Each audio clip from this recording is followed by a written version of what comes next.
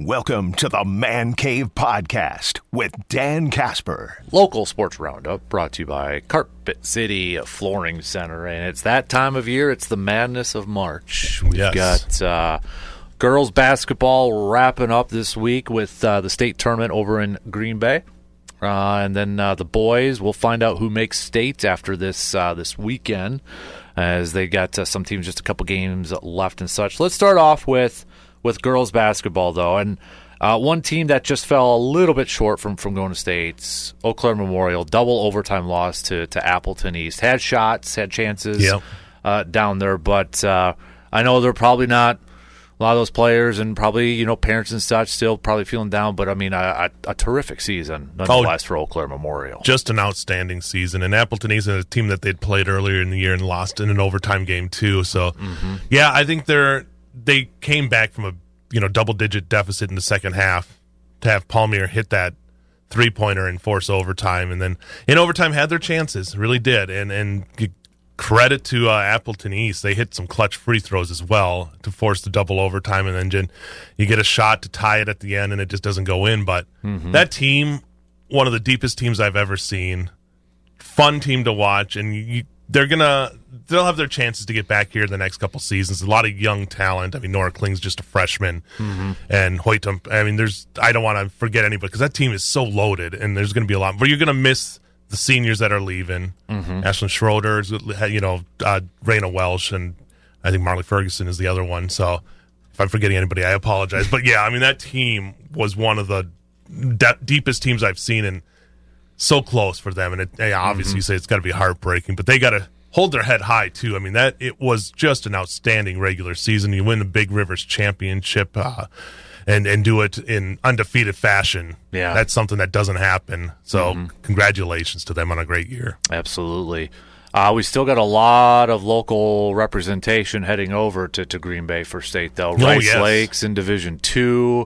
They're going to be playing Edgewood in their first game. Elk Mound is going to be a top seed in Division III.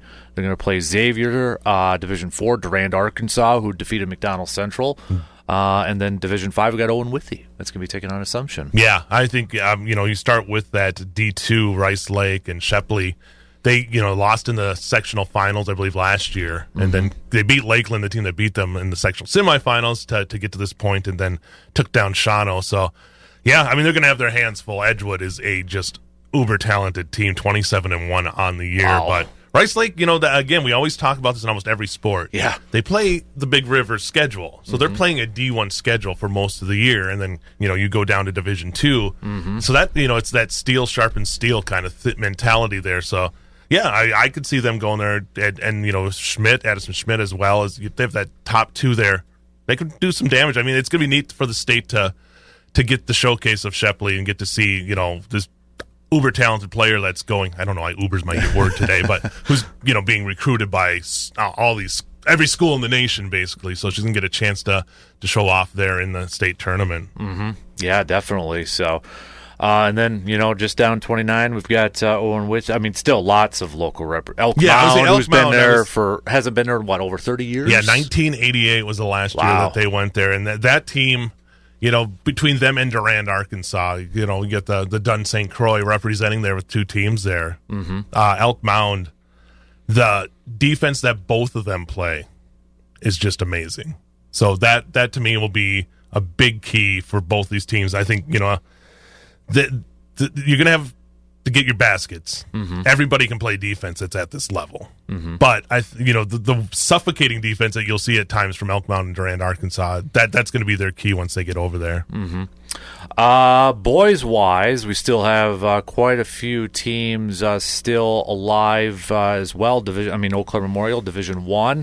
They played Marshfield earlier this year too, didn't they? I think it was one of their last regular season games. And Marshfield kind of took it to them. And that was coming off of I think they played 3 or 4 games that week. Because I think it was Jesperson had broke the record for scoring the game night before. And then they had to travel to Marshfield the next day. So, but no, excuses. They have film on them, which is always big. So you know what to expect. But yeah, that's kind of always in the back of your mind. That's a team that beat you earlier in the year. So you get that revenge factor, but you also know they know some of your weaknesses too. Right. And then in Division 2, I mean, we got a game tonight. It looks like New Richmond's taking on Rylander. Yeah, that's still a remainder. I don't know what ended up happening. Maybe Rylander was something was going on with their gymnasium, but that got moved till Monday. So yeah, and that winner will face number 1 Wausau East. Otherwise, Division 2, you're kind of looking at it's a lot of lacrosse teams on Alaska and West Salem on the bottom end. I'm going to shout out to New Richmond. Ryan Lease used to work around here in the day and then became a teacher and stuff like that. He used to work at QOW, actually, Ryan Lease. So one of my fellow sports guys out there, congrats to him for getting that upset win that they got over River Falls in like a 2-point game there. So absolutely. And, so Elk Mountain boys, they're top seed in Division 3 as well, and they're moving on to face Berlin, who upset number 2 Bloomer. It's not Berlin. It's Berlin. Berlin. Did I say Come Berlin? on. Not Germany. Probably at one point it was Berlin, but then they changed it during 1 or 2. WW 1 or 2, it became Berlin. But they upset Bloomer over the weekend, so they will be playing Elk Mountain, who's a top seed. That 6th seed so far in these tournaments has been the one that seems like it's getting all the upsets, because that was Eau Claire Emmanuel making their run. That's right. And the girls' side was a 6th seed as well, and I believe Von Alaska Luther, that just beat Regis and the boys on Saturday, they're a 6th seed as well. So it seems to be the hot spot to be if you're getting the upsets. Well, Appleton East too, right? Against in the girls' side, so they were a 6th seed. Yeah. So man. And then in Division 4, Ladysmith, they move on. They upset Clear Lake, who was a top seed. They're going to face Cumberland, who's the 2 seed. So, and as you mentioned, Luther, who defeated Regis, will be taking on Aquinas in Division 4. That Ladysmith Cumberland with Gores playing for Cumberland, who's going to Wyoming, and got like 6'7", 6'8", and can jump out of the gym. Those two have met already a couple times this year, and that should be a good matchup there. Mm-hmm. And then in Division 5, we got Turtle Lake taking on Spring Valley, and then Rib Lake and Prentice. That just geography-wise, that fits perfectly right over there between those two. For a lot of them that don't fit, the fact that Berlin got put on this side of the bracket and had, maybe those bus rides must be pretty good for them. That must be getting the team together. But that some of those just do work out perfectly. And Turtle Lake's been flying under the radar the whole year. They're gonna we'll see what they're going to test their mettle against the Spring Valley team that was Dunn St. Croix co-champs or champs this year. So that'll be a really good matchup. And then we have also in Division 5, Cochrane Fountain City is going to be taking on Columbus Catholic. That should be a good one. Yeah, top 2 seeds in there too. So that's the boys' side. So kind of wrapping up. With basketball. It's crazy. Next week will be the end of the basketball season. We'll have this weekend with state basketball. I mean, past weekend we saw Chippewa Falls and Rice Lake win the team titles in gymnastics. Yep. So first time for both of them winning team titles. So congratulations to both those programs. And it's a crazy time of year. And then college wise, a blue gold. Yeah. I don't want to say a miracle on ice, but man, I mean that's a team that was. I think self-admittedly was one of the most inconsistent teams during the regular season. But a credit to Matt Lowen, because he got that team. I think he knew it was there. They were right on the edge of being able to get, because they played some tough teams, and they had some big losses, but they also had these really great games against tough teams that they might not have been able to pull out. But at the right time, you make the ride some hot goalie play, get the right goals, and now you're in the NCAA tournament. First time since 2013 that they'll be playing, because 2020 they made it, which was a great team. Yep. And that one would have made a really good run until COVID shut down everything. So, 2013 was a good year. Yeah. National champions. Yeah. Which is crazy that it's been 12 years, but who knows? That's what you really love about hockey. I think we really saw that during, even the high school playoffs is, you don't know. You get a hot goalie and get the goals at the right time, and that's the basics of hockey. But, I feel like any sport there is where you can almost, if things work right in that record, might be an ugly record regular season. You get in the playoffs and do it right, and we've seen it in the NHL. We've seen it at all levels. So congrats to the Blue Golds. Yep. And we'll find out later this morning who they play with the selection. That'll be announced, or brackets will be announced later this morning. So, to quote Shorzy, set the tone, boys. Shorzy. Set the tone. Thank you.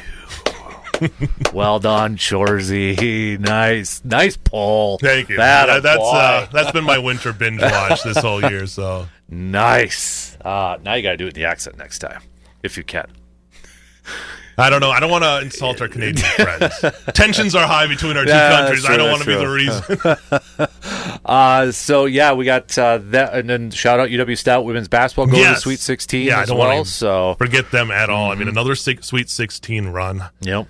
Hannah Iverson getting that team. Again, another team that was second in the conference, but had some inconsistent play down the stretch of the regular season, and then you get in the conference tournament. And 5 teams from WIC make it to the tournament. And you don't know what to expect. You know it's a veteran team, but they hadn't been playing their best basketball. But when's the best time to play your best basketball? When you're in a national tournament. And we saw 2 really good performances by them to win their regional and now moving on to the Sweet 16. So you're right there within striking distance. So congrats to them. Yep. I mean, I want to point out, it's just the senior leadership on that team is insane. Geeson, Much, Reagan Sorensen, who has like this craziest engine. She's wearing the knee pads. You know when you're wearing the knee pads, that person is willing to just dive into the scrum and do anything. So it's been a really fun team to watch, and I hope they can keep it going here this weekend. Let me bring it up, or unless you know off the top of your head, do you know who they play this weekend? I got it right here. So they're going to Scranton, PA. Whitewater. Exactly. And see, so that's put that how you want to be. It's like, okay, familiar opponent, but a team that they know they can beat. Yep. Yeah. So I think the confidence will be there. It's never going to be overconfidence when you play a Whitewater squad. But. Right. Oh, look at that. So, yeah, that'll be a good one. Yeah. It's funny that it's in Scranton. Yep. PA to play a conference rival. But that's kind of how it all works out. Oh, yeah. Also, I mean, we got WEAU championships for gymnastics, too. By the way, Blue Gold finished 6th, but we've got national championships for indoor track and field coming up this weekend. Wrestling coming up as well. And then swimming's been going on. Yep. The baseball game was postponed, which, I mean, we saw the weather, so, not quite there. When I saw that on the schedule, I'm like, well, I mean, kudos to being very optimistic that you're going to be able to play a game. Kind of got close, depending on, they would have been the next weekend. They might have been able to play at least on Saturday this week. Yeah. But shout out to softball, too, because, they got to play indoors at the Sonotech Center and blanked St. Norbert 8-0, 10-0 in a doubleheader. They're off to a fantastic start this season. And that to me is one of the biggest things about having the Sonotech Center is you're going to be able to play your games. Yeah. And that was I was here where there was like basically 2 seasons wiped out that they didn't even play a home game. This is back when they were at Galine. Like the weather was so bad that they didn't get to it. So now you're going to be able to play. Yep. And I think it helps not even them. I'm sure if we were to have like these freak snowstorms and stuff like that, you can open it up to other teams to get conference games played. So I think that makes it great. And then the fact that you can go in there and play those games and get that experience and get those wins like the Blue Golds did this past weekend. Yeah, so 8-2 to start their season already. They haven't even made their Florida swing yet. I know, right? Yeah, and they got the spring break next week with their tournaments and that. So yeah, they're off. Fantastic start. Yes. Fantastic. Leslie Huntington, year in, year out. Hall of Fame for a reason, right? Yeah, exactly.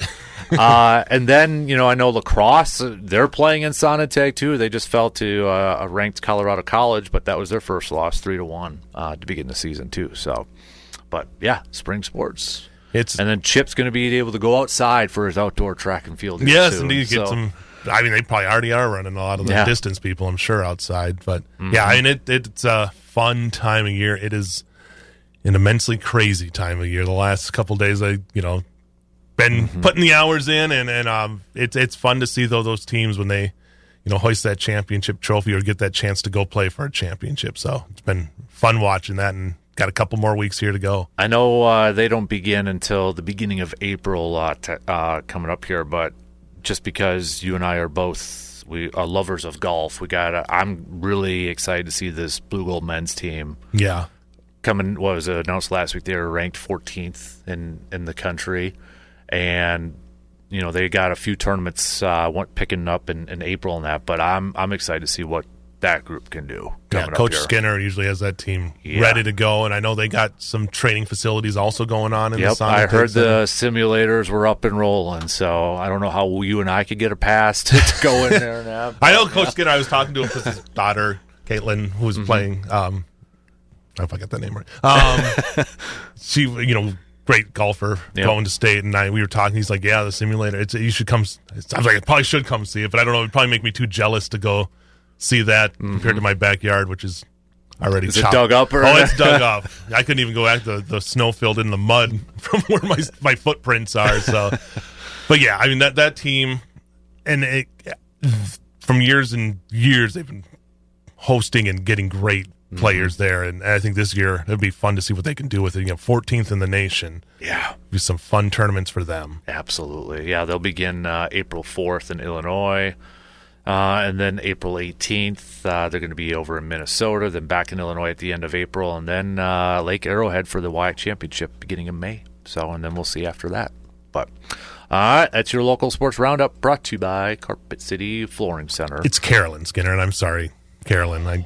Carolyn Skinner. I screwed that name up enough in the days I want to make sure I get it right.